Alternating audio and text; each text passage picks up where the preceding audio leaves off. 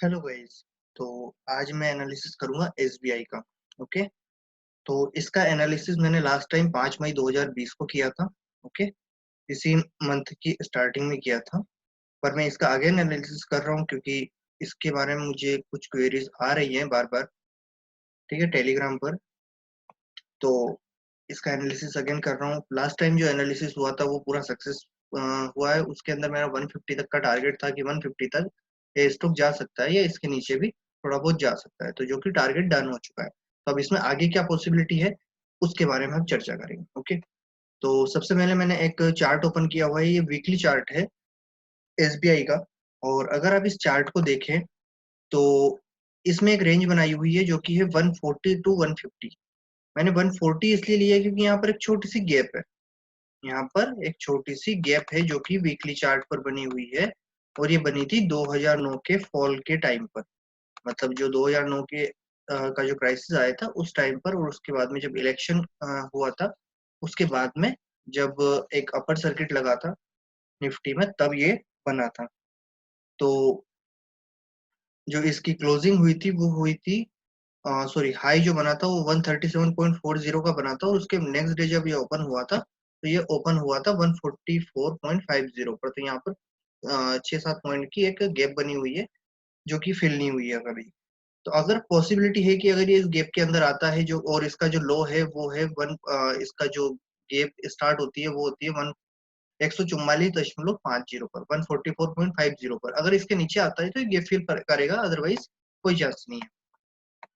तो हम क्या कर सकते हैं, हम अभी अगर इसको बाय करें तो हम इसका अगर इसके अंदर एनालिसिस करते हैं और अगर इसका बाइंग हमें जो एनालिसिस दिखता है कि हमें बाई करना चाहिए सेल करना चाहिए, तो हमें इसका एसएल टारगेट किस तरह से रखना होगा उसके बारे में बात कर लेते हैं। तो अगर हम इसको बाय करते हैं तो ये अभी चल रहा है 150 पर, तो हम इसमें जो बाइंग कर सकते हैं 144 के एसएल के साथ में हम इसकी बाइंग कर सकते हैं। इसमें आज तक ये 144 को कभी इसने क्रॉस नहीं किया। अगर आप कभी भी इसके जो जब भी ये इस लेवल पर आया है इस तब के आप अगर लॉ चेक करें इसमें, तो ये 145 तक तो आया हुआ है पर इसके नीचे कभी नहीं गया है। तो हम इसका एसएल एक रख सकते हैं।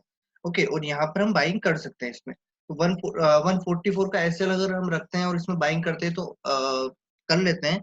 और अगर एसएल हिट हो जाता है तो फिर अगेन हम बाइंग करेंगे, और वो बाइंग करेंगे हम 135 के नियर, क्योंकि ये उसका जो गैप है उसकी जो लोअर लेवल गैप का वो वहां पर। वैसे इस स्टॉक की मुझे कोई पॉसिबिलिटी नहीं लगती है कि ये गैप फिल करेगा। ठीक है। पर अब वो क्या होगा वो आगे ही पता चलेगा। मार्केट ही कोड है इसका। मार्केट जानता है सब कुछ, मार्केट को क्या करना है। तो अब हमें इस बारे में पता नहीं है। पर अगर इस स्टॉक का जो long term support, multi year support जो है वो है 150 का। ओके। अब हम इसका एक और एनालिसिस करते हैं, वो है ऑप्शन चेन का। क्योंकि ऑप्शन चेन हमें शॉर्ट टर्म व्यू देती है। ओके। और मैंने ये इस मंथ की ऑप्शन चेन का मैं एनालिसिस नहीं कर रहा हूँ क्योंकि अभी बस 3 दिन ही ट्रेडिंग डेज बचे हुए हैं। वो है अ, जो मंडे को हॉलीडे है, और ट्यूसडे, वेडनेसडे और थर्सडे जो एक्सपायरी हो है उस दिन। इसके अलावा बाकी कोई भी डे नहीं बचा हुआ है। ओके। तो हम इसका एनालिसिस नहीं करते हैं। तो अब हम देखते हैं नेक्स्ट मंथ की ऑप्शन चेन जो कि जून मंथ की ऑप्शन चेन। जून मंथ की ऑप्शन चेन अगर हम ओपन करते हैं तो यहाँ पर सभी जगह पर एक्टिविटी दिखाई देती है हमें। Call put full option chain हमेशा इसकी बनी हुई रहती है। इसके अंदर हमेशा ऑप्शन चेन की एसबीआई के अंदर हमेशा एक्टिविटी हमेशा चालू रहती है। इस स्टॉक के अंदर ये हॉट स्टॉक की तरह बना हुआ है। और एक छोटी सी बात बताना चाहता हूँ कि जब ये लास्ट टाइम जब ये अपने मल्टी ईयर हाई पर आया था, जो कि एक ट्रेंड लाइन बन रही है अपर साइड में, अगर आप इस तरीके से अगर इसको देखें तो ये इस तरीके से एक ट्रेंड लाइन बनी हुई है। ये जब भी इस एरिया के अंदर आता है तो इसके अंदर शॉर्टिंग हो जाती है और ये वहां पर टिक नहीं पाता है। ये बात हमेशा आपको याद रखना है। ये वाला स्टॉक जो है ये हमेशा अपने जो मल्टी ईयर सपोर्ट या रेजिस्टेंस को बहुत अच्छे से फॉलो करता है। इसके लिए ये 300 का 250 का एक बहुत अच्छा सपोर्ट या रेजिस्टेंस का काम करता है।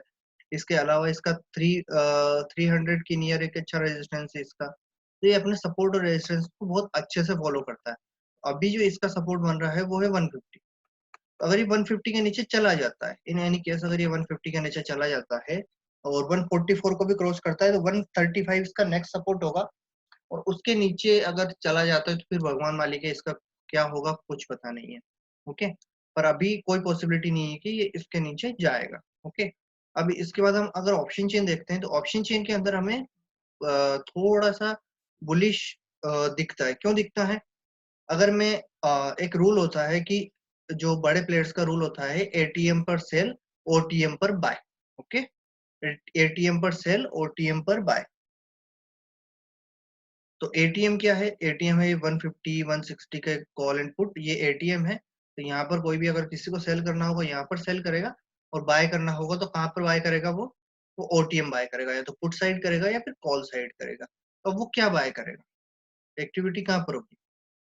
एक्टिविटी का हमें पता लगाने के लिए केवल और केवल एक ही तरीका नहीं है। वहां पर अगर बाइंग ओटीएम में बाइंग हो रही है तो वहां के, अगर जैसे कि अगर ये पुट के अंदर अगर बाइंग हो रही है इस एरिया के अंदर, तो वहां पर पॉसिबिलिटी है कि कॉल साइड में उसी स्ट्राइक प्राइस पर कुछ सेलिंग स्टार्ट हो चुकी हो।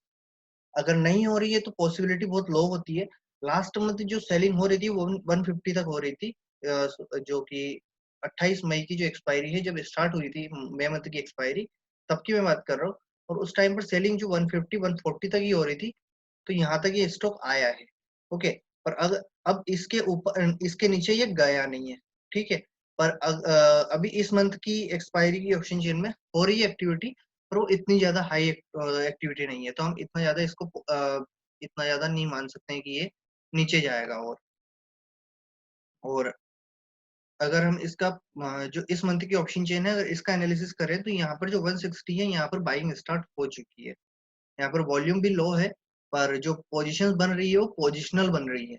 मतलब कि जो भी बाय या सेल कर रहा है वो आराम से लॉन्ग टर्म के हिसाब से कर रहा है, या पूरे मंथ पोजीशन होल्ड करने के हिसाब से कर रहा है। जो यह पोजीशन बन रही है वो मेरे अकॉर्डिंग लॉन्ग टर्म के हिसाब से बना रहे हैं। और अगर पुट साइड में देखा जाए तो वो शॉर्ट टर्म पोजीशन बन रही है। यहाँ पर जो बाय या सेलिंग हो रही है वो टाइम पास हो रहा है, बाइंग बहुत जल्दी जल्दी हो रही है। ठीक है, और अब हम अगर देखते हैं कॉल साइड के ओटीएम पर, तो ओटीएम पर जो एक्टिविटी हो रही है वो 200 की स्ट्राइक प्राइस पर हो रही है। ठीक है, 200 की स्ट्राइक प्राइस कॉल साइड में एक ओटीएम है, पर पुट साइड में आईटीएम है, मतलब कि इन द मनी है। अगर यहाँ पर देखा जाए तो केवल और केवल 160 और 170 के स्ट्राइक प्राइस के अलावा सबसे ज्यादा ओपन इंटरेस्ट आता है तो वो है 200 के स्ट्राइक प्राइस पर। और यहाँ पर ओपन इंटरेस्ट हमेशा हमेशा बिल्डअप ही हो रहा है। और अगर इसकी हम प्रीमियम देखें तो 49 रुपीज है, मतलब कि ऑलमोस्ट 50 रुपीज है। अगर यहाँ पर एक लोड ट्रेड करने के लिए 1.5 लाख रुपए चाहिए। कितने चाहिए? 1.5 लाख।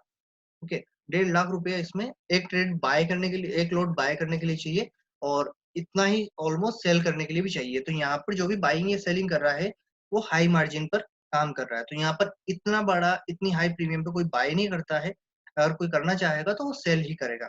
इसकी जगह अगर उसको सेल करना है, अगर इस पुट को बाय करना है, तो वो इस पुट को बाय करने की जगह यहाँ पर फ्यूचर को शॉर्ट भी कर सकता है। उसको सेम प्रॉफिट दोनों साइड में मिलेगा, पर उसको यहाँ पर डर है। यहाँ पर जो भी बाय या सेल कर रहा होगा वो मोस्ट ऑफ द टाइम जो आईटीएम के अंदर जो ट्रेड होता है वो सेलर या बड़े प्लेयर जो सेलिंग या बाइंग करते हैं उसमें से वो सेलर ही होते हैं। ओके, और अगर हम इसके कॉल साइड में देखें तो यहाँ पर ओपन इंटरेस्ट बिल्डअप हो ही रहा है, और बहुत लो प्रीमियम पर हो रहा है। मतलब 1 रुपए 2 रुपए के आसपास इसकी प्रीमियम चल रही है, और यहाँ यहीं पर इसमें बाइंग हो रही है। ठीक है, इसका जो ऑप्शन का जो जैकपॉट ट्रेड है वो लेवल है वो दे चुका हूं मैं अपने टेलीग्राम चैनल पर। इसमें आप टेलीग्राम चैनल पर जाके देख सकते हो कि किस कौन से ऑप्शन चेन को, या कौन से ऑप्शन को, कौन सी स्ट्राइक प्राइस को कब कहाँ पर बाय करना है, क्या एसएल रहेगा, क्या टारगेट रहेगा, वो मैं बता चुका हूँ। ओके, अब हम चलते हैं इसके एक और एनालिसिस पे, और ये आज का लास्ट एनालिसिस है इस स्टॉक के बारे में, और वो है वॉल्यूम प्रोफाइल का। वॉल्यूम प्रोफाइल का मैं यूज कर रहा हूँ। वॉल्यूम प्रोफाइल का रूल होता है कि जिस एरिया के अंदर ये जो वॉल्यूम प्रोफाइल की जो बार्स है ये अगर बहुत ऊंचे हों या बहुत बड़े हों तो वहां पर एक्टिविटी ज्यादा होती है। अब इस स्टॉक की जो वॉल्यूम सबसे ज्यादा वो रहती है वो 250 के से 300 के बीच में रहती है। इसके नीचे अगर ये 250 के नीचे आता है तो 200 तक इसकी बहुत ज्यादा रहती है, और उसके नीचे थोड़ी कम हो जाती है। क्यों कम हो जाती है? और अगर हम देखें तो यहाँ पर इस एरिया के अंदर अगर ये जितना रहा है अगर उसके कंपैरिजन में अगर हम इस बार को देखें तो ये बहुत छोटी है, पर इस एरिया के अंदर अगर देखें तो यहाँ पर ये ज़्यादा बार नहीं आया है। टोटल अगर देखा जाए तो ये 1, 2, 3, 4 और 5 ये 5वीं बार है, सॉरी 6ठी बार आया है और यहाँ पर जो वॉल्यूम है वो बहुत ज़्यादा हाई है। और बाकी अगर सभी जगह पे देखें तो ये 20-20, 25-25 बार उनके वीकली कैंडल्स उस एरिया के अंदर और ज़्यादा कैंडल्स वीकली कैंडल वहाँ पर बन चुके हैं। तो वहाँ पर जो वॉल्यूम है वो हाई है। अगर हम कंपेयर करें तो इस एरिया से इनको अगर कंपेयर करें तो यहाँ पर जो वॉल्यूम है वो बहुत ज़्यादा हाई रहती है। यहाँ पर जो बाइंग होती है तो बहुत हाईली होती है 150 के नियर। ओके, तो ये वॉल्यूम प्रोफाइल बताता है। वॉल्यूम प्रोफाइल का थोड़ा लॉजिक अलग तरीके से चलता है, तो इसके बारे में आप अच्छे से रीड करें। और ये जो डेटा जो वॉल्यूम प्रोफाइल में ये फ्री साइट के ऊपर है, मैं पेड साइट का नहीं बता सकता हूँ। तो ये जो फ्री साइट का है उसका एनालिसिस है, ठीक है। तो ये था मेरा एसबीआई का एनालिसिस। अब अगर मुझे इसका शॉर्ट टर्म टारगेट रखना है तो वो रखूंगा मैं 200 का। ओके, लास्ट टाइम अगर आप सबको पता हो तो मैंने 170 ब्रेक करने पर इसका टारगेट दिया था 150, जो कि कंप्लीट हो चुका है। लो बन चुका है इसका 149.45 का, जो कि बना है फ्राइडे को ही। ओके, अब इसका मेरा टारगेट है जो है नेक्स्ट टारगेट है वो 200 का। ओके, 200 का इसलिए टारगेट है क्योंकि ये जब भी इसकी हिस्ट्री यही कहती है कि जब भी इस एरिया के अंदर आता है ये वापस बाउंस बैक होकर 200 तक जाता है। 200 इस टाइम पर भी यहाँ से बाउंस बैक हुआ, 199 गया, वापस नीचे आया, कोई प्रॉब्लम नहीं, पर 190 तक ये वापस गया। इसके पहले अगर हम यहाँ से इस एरिया से 150 के नियर एरिया से ये बाउंस हुआ था तो ये 200 प्लस गया था, 250 तक भी चला गया था। ओके, और इस टाइम पर भी सेम, जब ये यहाँ से बाउंस होता है, यहाँ से जब क्रॉस करता है तो ये 200 तक ही जाता है। हमेशा इसका 200 150 से 200 जाने में इसको 3 से 4 कैंडल लगते हैं मैक्सिमम, कभी कभार तो 2 कैंडल में भी ये पहुंच जाता है। मतलब वीकली कैंडल की बात कर रहा हूँ तो 2 से 3 वीक इसको टाइम लगता है मैक्सिमम 150 से 200 तक जाने में। ओके, तो अब हम बात करते हैं ऑप्शन चेन की। एक बार और एक छोटी सी चीज और बता देता हूँ कि ऑप्शन चेन के अंदर जब आईटीएम में एक्टिविटी स्टार्ट हो जाती है, खास करके बहुत ज्यादा हाई प्रीमियम पर, तो वहां पर उस स्टॉक की, खास करके ओटीएम पुट, आईटीएम पुट के अंदर तो पॉसिबिलिटी होती है कि वो स्टॉक बहुत तेज बाउंस कर सकता है। ओके, तो ये था मेरा आज का एसबीआई का एनालिसिस। अगर आपको पसंद आए और पुराना एनालिसिस जो कि एसबीआई का 5 मई को बनाया था, किया था, उसको भी आप देख सकते हो। और जो एनालिसिस है मेरे वो बहुत अच्छे से फॉलो हो रहे हैं मार्केट में, मार्केट बहुत अच्छे से फॉलो कर रही है। तो अगर आपको पसंद आया हो वीडियो तो प्लीज लाइक जरूर करना, अपने दोस्तों के साथ शेयर जरूर करना और वीडियो को, चैनल को सब्सक्राइब जरूर करना, ठीक है। Thank you so much guys.